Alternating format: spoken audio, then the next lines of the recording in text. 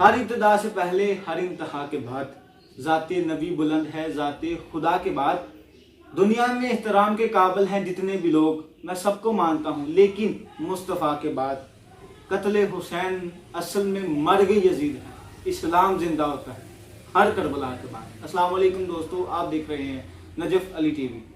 हज़रत ज़ैद इब्न अरकम रज़ियल्लाहु तआला अन्हु बयान करते हैं कि हजूर अकरम सल्लल्लाहु अलैहि वसल्लम ने फरीज़ा हज से फारिग होकर गदीर के मुकाम पर तशरीफ़ लाए और फरमाया, तुम में दो उम्दा बेमिसाल चीज़ें छोड़ के जाता हूँ। एक अल्लाह ताला अज़्ज़ व जल की किताब जो नूर हिदायत से भरपूर है और इसको मजबूती से पकड़े रहना। दूसरी मेरी अहले बैत है। मैं खुदा याद दिलाता हूँ अपनी अहले बैत के मामले में, मैं खुदा याद दिलाता हूँ अपनी अहले बैत के मामले में। इसको 3 बार ही इस तरह तकरार फरमाया। दोस्तों, मेरी तमाम मुहिब्बे अहले बैत से एक दरख्वास्त है कि मुहर्रमुल हरम भी है और शान करबला का गम ज़रूर मनाएं, लेकिन हालात को देखते हुए कोरोना SOPs का भी ज़रूर ख्याल रखें।